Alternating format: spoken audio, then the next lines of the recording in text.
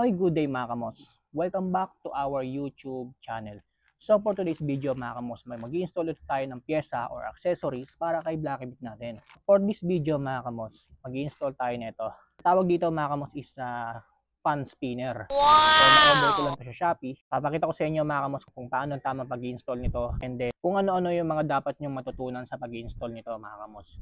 Kung sakaling gusto nyong mag-install din ng ganito sa mga Honda Beat FI version 2 ninyo or version 3. So, wag na natin patagalin pa mga kamots, simulan na natin.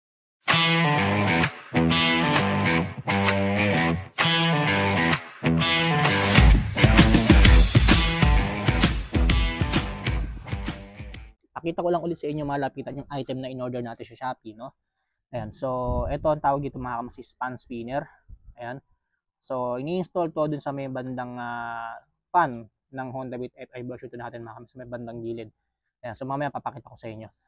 Ayan, so na-order ko lang to sa Shopee again for almost 200 plus pesos lang mga kamots, kasama na shipping fee and then meron siyang kasamang sticker na KWB. Ayan. So, ang texture niya to mga kamots is steel.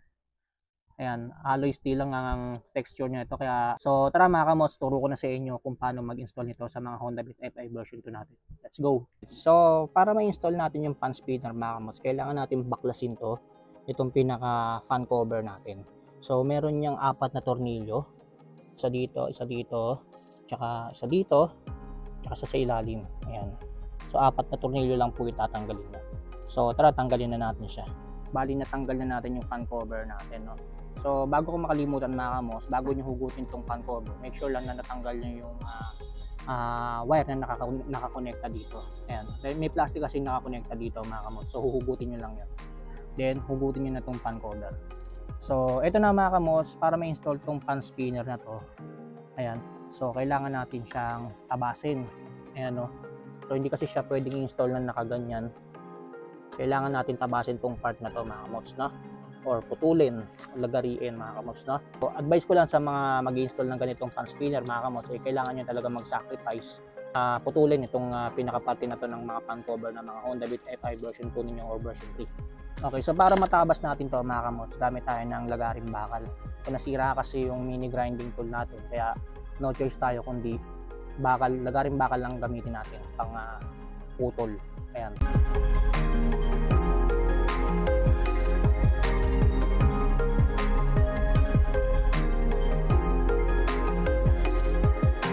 So, balik kumakagat na yung lagaring bakal natin. Madali na yung lagariin to mga kamots kasi plastic lang naman to.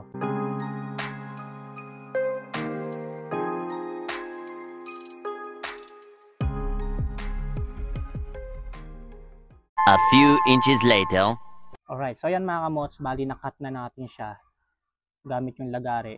So, advice sa inyo mga kamots, kapag yung lagari nyo ay may ganitong handle, so, mas maigi na tanggalin nyo na lang muna sa handle mga kamots. So, ito na lang yung gamitin yung panlagari kasi may mga portion kasi na hindi kakayanin ng may handle. Ayan, so kailangan tanggalin nyo yung handle mga kamots, no? Ayan, so ito na yung resulta ng pagkakat natin mga kamots. So, makikita nyo, clean cut naman yung nagawa natin, no? Malinis na malinis. So, bali ang gagawin na lang natin, pakikinisin natin to gamit yung liha.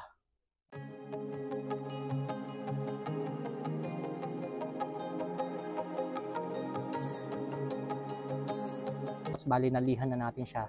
So, nakat na natin yan, no? So, bali ganyan ang mangyayari niyan. Ayan. Kaya kailangan natin siyang i-cut. Ayan. So, bali parang ito yung magiging substitute doon sa kinat natin na cover mga kamots, no? Ayan. So, usong-uso to mga kamots sa mga Indonesian concept, no? Doon, karamihan may mga ganitong accessories sa mga motor nila or fan spinner. Ayan. So, medyo na-inspired din kasi ako kaya napa-order ako. So, itong fan spinner mga kamots, meron siyang 3 butas. Ayan, 3 butas. So, bali yung mangyayari, bubutasan natin tong fan cover mga kamots, ng 3. Alright, so ayan mga kamots, bali nabutasan na natin siya, no?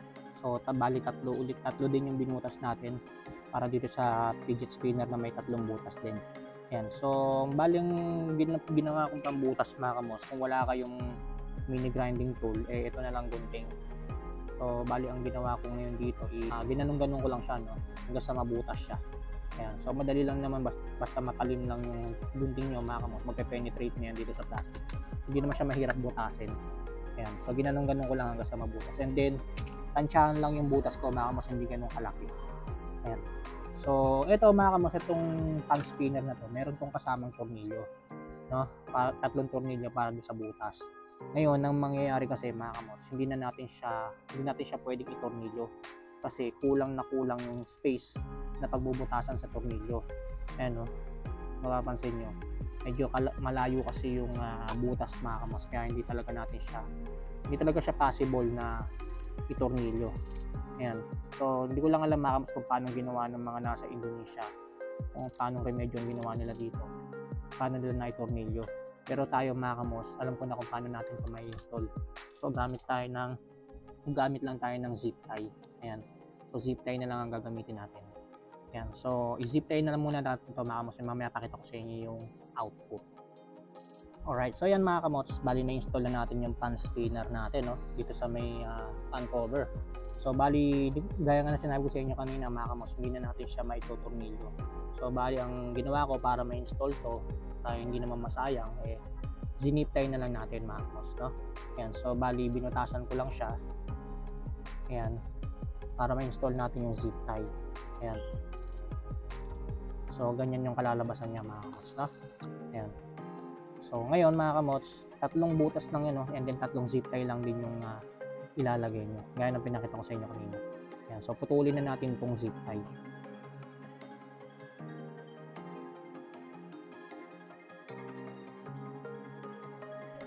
Ayan. So bali pinutol na natin yung zip tie mga kamots. Babalik na natin to sa motor natin. Bago ko nga pala nakalimutan, ito palang pan spinner na to, meron yung tornilyo sa gitna. Ayan, kung makikita nyo, yung Allen bolt na yan. And then sa likod niyan mga kamots, naglagay ako ng lock nut. So maglalagay kayo ng lock nut dyan mga kamots, yung nut na may rubber sa loob. Kasi kapag hindi nyo nilagyan ng lock nut yan, kakalas yan mga kamots, katagalan. Lalo na kapag malulubak tayo sa kalsada. Ayan, o kaya katagalan lang din talaga mga kamots. So kailangan malagyan nyo siya ng lock nut para hindi siya kakalas mga kamots. Kasi pag nakalas yan, matatanggal tong spinner. Ayan, matatanggal tong pinaka spinner na yan kapag nakalas tong screw na nasa gitna. Ayan. So ibalik na natin siya mga kamots sa motor natin.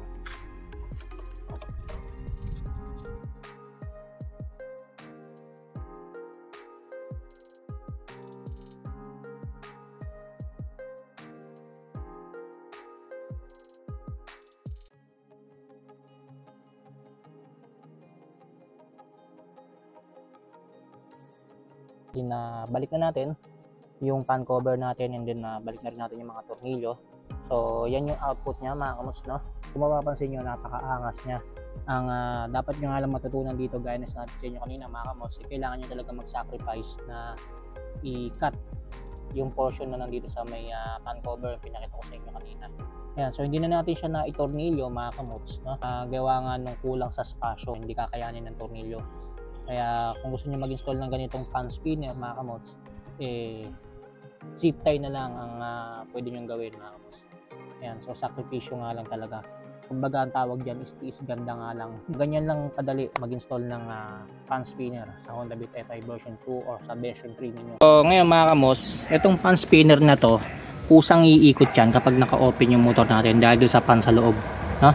So ngayon i-start natin yung motor natin.